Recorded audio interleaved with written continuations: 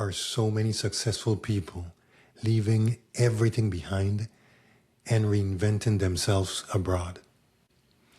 Every day, I sit across CEOs, entrepreneurs, retirees, families, professionals who have left everything behind just for a second chance in life. Amidst all the complaints, suggestions, and just input of family members, co-workers, friends, community, even church, they are leaving their past for a better future. And being a doctor, I have a unique opportunity just to pique their brains and have a better understanding. And there have been some common reasons which repeatedly you see showing up.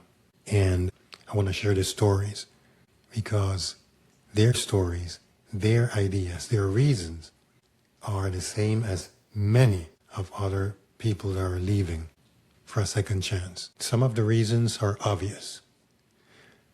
Freedom, number one. And it seems obvious, freedom, but that word implies so much. Freedom to be, freedom to choose wherever you want to go. Yes, that's the obvious one. Freedom to just exist as a person.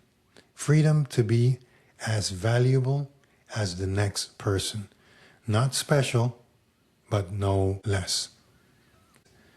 Freedom to express. I remember one time a patient just talking about different things. He said, like, doctor, you guys here in Panama take this for granted. This freedom, this way of life. And it got me thinking, and it's true, because this is what we know. This is normal for us. Normal to be walking outside to the wee hours of the night. Obviously, at any country that you go, there are places that you know that you cannot be at a certain time. But in general, being in a safe place, in general, being treated with respect wherever you are, whoever you are, these are things that we take for granted, as we should, because it should be normal. It should be expected. But then we are reminded that there are places that, because of the color of your skin, you are classified and you are treated differently. Yes, that happens everywhere, even in Panama, but it's not even close. And that it would affect the way you are treated in the health care environment, that's just criminal. And that not happening here to us, yes, it's a blessing.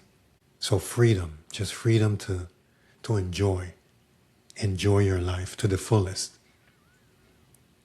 Another reason that someone would leave everything behind, yes, is reinvention. Reinvention, it's more common than you think. And it's not, okay, let me reinvent myself. I'm the same person on a different place. I become someone completely different. I've seen people in their 60s, 70s, changing and building businesses, following passions, finding their purpose in life at this stage in a place foreign to them. Some people have come just to give. They've been blessed so much that they just want to give. They want to return some of the blessings that God has given them. Others have come for health transformation. Being in a system that doesn't care and learning to accept that as normal. Again, on a system that determines how you're treated just by the color of your skin, or just by your education, or your power, economical power. Health should be impartial. Health shouldn't be biased. But when health is overrun by big pharma and insurance companies, there is no health care. There is no health nor care. There's only profit. And when it is almost prohibited, health care without insurance, paying out of pocket, and you find a place where you can take care of your health, real health, meaning preventive medicine, being your healthiest version. And no, that doesn't mean let's give you this medication before you need it. That's not prevention. Prevention is lifestyle medicine. Prevention is what are you doing, first of all, to take care of yourself. Before that, it's learning about yourself, learning about health, because knowledge is real power. And doctors, we should be educators. And when you can find a system or a place where that's an option and you can actually afford it, then it's a choice of what matters most at this stage. Is investing in your health, investing in you worth it? Then the choice is simple. Others is just finding community, finding a place where they belong. And again, I mentioned it a little bit before, but for me, that's one of the most powerful things that I've seen in my practice. How communities have been built with the same purpose, the same passion, the same problems, the same fears, the same joys. And I've seen people being sick and the communities joining together to cook, to clean, to take care of them.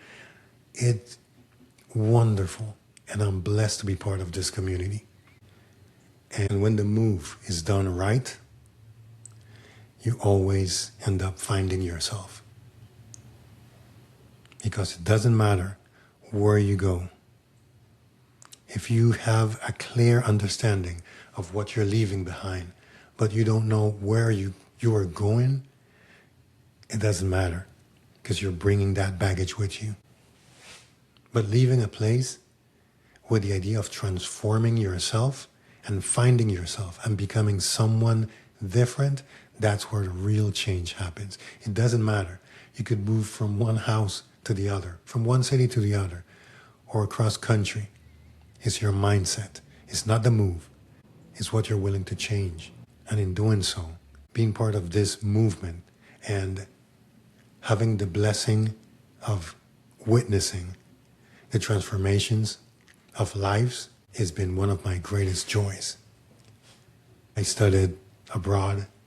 I've seen different healthcare systems, and I realized that change, doesn't matter where you are, has to start with the professionals. We doctors have to be educators. And when I came to Panama, I always had the idea of starting a business, but working on the system, you get accustomed. You forget your initial passion, and then you just become part of the system. And for me, it was COVID. It was my awakening. I saw what happens when you just depend on medication, when you just depend on reactive medicine. People died. But health is mental, physical, environmental, social. And all of that was broken by COVID.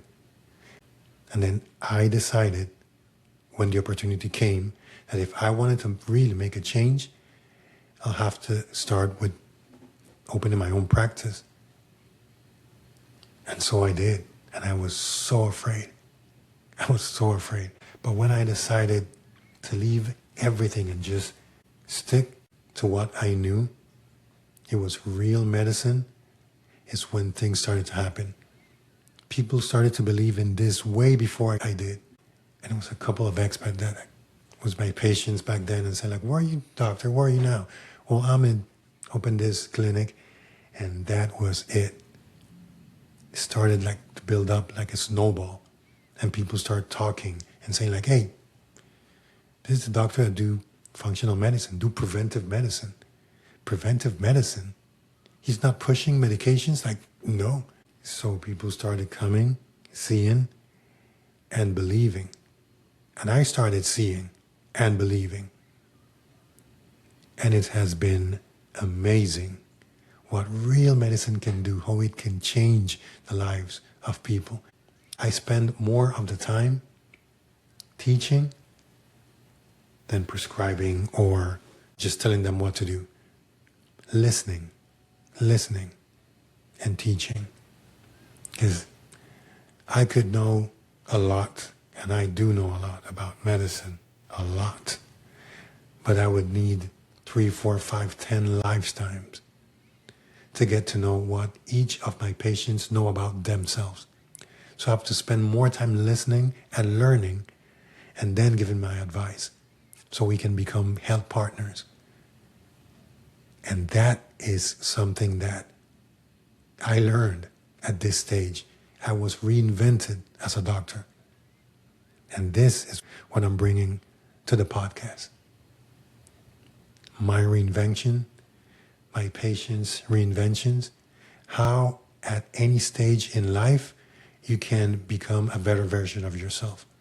You can change, you can pivot.